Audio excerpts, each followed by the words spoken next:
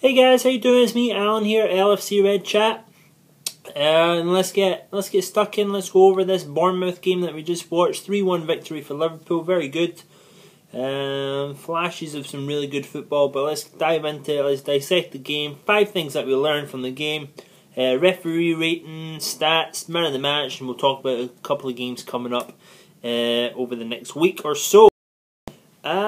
So like I've been doing in the past couple of weeks, I really want to try and push to 100 subscribers before Christmas time or before the new year. So if you like my channel, make sure you press that subscribe button up above. Make sure you're sharing it for all your friends to see and everything. You can have a good laugh at me if you think I talk nonsense, but if you think I have a little inkling and that I know what I'm talking about, make sure you share all over Facebook and Twitter. I'm also at LFC Red Chat on Twitter. If you want to mention me, talk to me about anything Liverpool related or anything at all. I'll have a good chat with you on there. So yeah, at LFC Red Chat on Twitter and on Facebook, LFC Red Chat. And any comments that you post down below on the game will be included in tomorrow night, Thursday night, episode 3 of the comments show.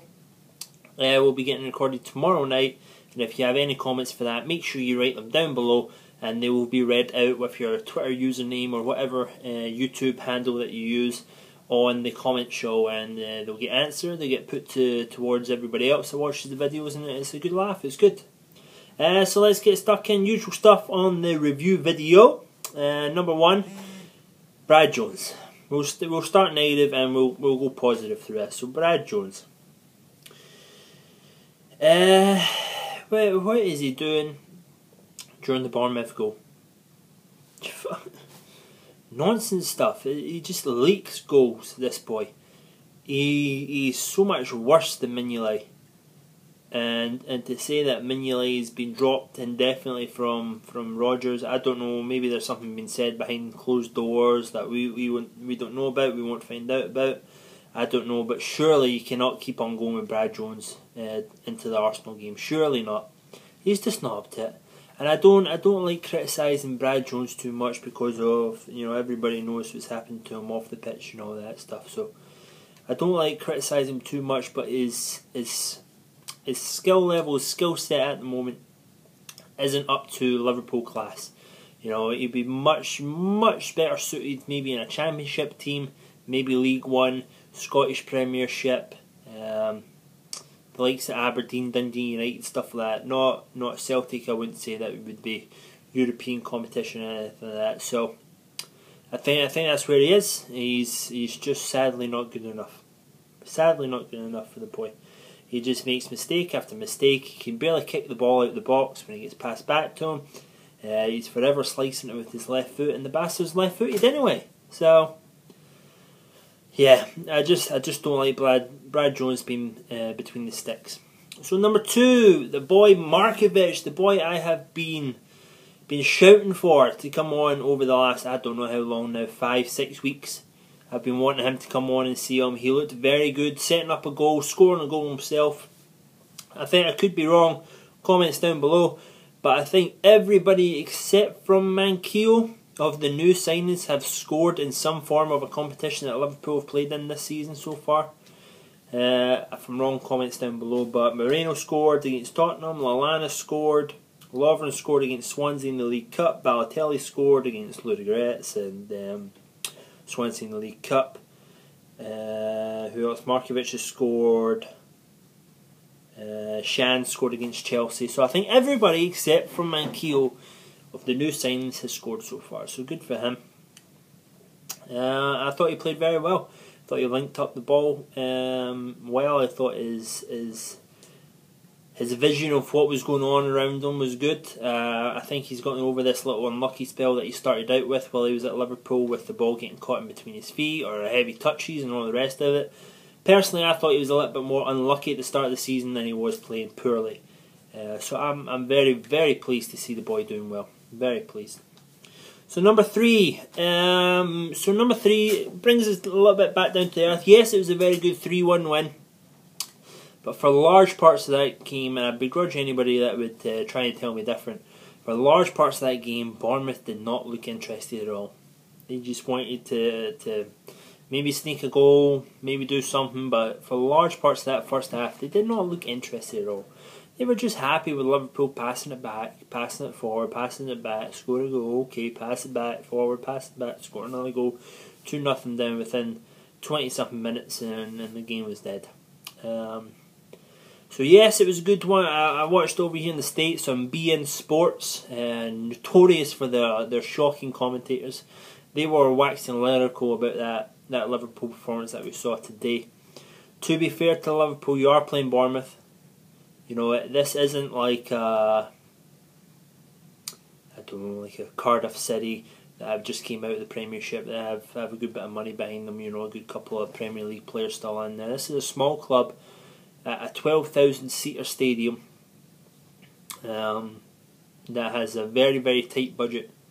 You should be beating them 3-0. You shouldn't let that go in. You should be beating them 3-0 easily and convincingly. Is what we should be doing with the kind of calibre of players that we have. So I'm not, you know, look, we did what we were supposed to do. We were supposed to go to Bournemouth, we were supposed to win and move on to the Arsenal game. So the team did what they were supposed to do, but I'm not going to shit myself over this sort of game and say, oh, this is it, this is us turn the corner, this is us going for it now. It's not. We played well enough to win, and that's what we've been looking for. So number 4, Sterling absolutely ran his socks off. He scored 2 goals, should have had 3, which is about every time you mention Sterling, you're saying stuff like that. Should have had about 2 or 3, but he had 2 tonight. He took his chances well, except from that third one that he badly missed. But I thought he did well, running up and down the channels, linking up well. Got a good bit of supply from other players like Lallana and Markovic for the ball across to Henderson, back to Sterling. So I thought he did well. I thought he did really well. He's continuing to improve. He's doing the simple things right, which is fantastic. I think he was trying to be a little bit too technical, a little bit too much on his plate at the start of the season, running across, cutting inside, getting mixed up with Balotelli and stuff like that towards the start of the season. So I'm very, very pleased with the way that he's grasped his season. You know, he's pulled his socks up. He's went on there and he's doing the simple things right. So yeah, I'm very impressed with Sterling at the moment. I think he's doing really well for the team. Number 5, there were 2 mystery players that came on towards the end of the game. A boy called Emery Shan and a guy called, I believe he's from Italy, Fabio Barini. If you know these players, comment down below. Are the youth players? You know, I'm getting at here. It was great to see that they're still alive. You know, after I think it was the second goal, you got a little glimpse of Emery Shan. He's just sitting there like this. You know, just he seems upset that he's not getting as many chances as he should be. And for the life of me, I don't know why the boy's been kept at the team. He came on, you know, he did what he had to do for the last 15 minutes or whatever that he had. Barini came on for the last 3 minutes, so yeah, I don't even know if he got a touch of the ball, but it's good to see that they're still alive. You know, they're still alive, they're still at Liverpool, they're still kicking. So Clattenburg, I think he had a 7 out of 10. I thought he did alright. I don't think there was any yellow cards at all during the game. Fair enough, it wasn't that kind of game that really had any yellow cards coming to it. It was a lot of passing, a lot of balls around the ground, a lot of intercepted passes and tackles taking the ball away. So yeah, I thought he did alright. I thought he got the right calls right. He got in John Henderson's way, fucking idiot, but he did alright. So the stats: Liverpool had 5 shots on target, Bournemouth had 3, Liverpool had 16 shots in total, and Bournemouth had 13, and Liverpool had 57% of the possession, which I actually thought was going to be a lot higher after that first half. But Bournemouth came into the game and they made a game of it by the end of it. I don't know if that was them picking up the game or if that's interesting. If that movie, the interview, is going to be cancelled. Sony's cancelled its release. All the North Korea stuff that just came up on my phone there. But anyway, where was I? Bournemouth. They came into the game, if it was Liverpool letting them into the game or if it was them picking up the socks and having a go at it, they did well. In the end, by the end of it, they did well. Made it a little bit nervy.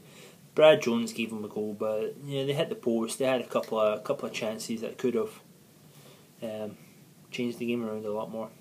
So man of the match for me was Sterling. Ran the socks off, scored 2 goals. Markovic was very close behind with a goal and an assist. So I think they both did very well for what they were supposed to be doing. They went out there and they did their job, which is fantastic. Next coming up games, you got Sunday against Arsenal on the 21st, Burnley on the 26th, and Swansea visit on the 29th.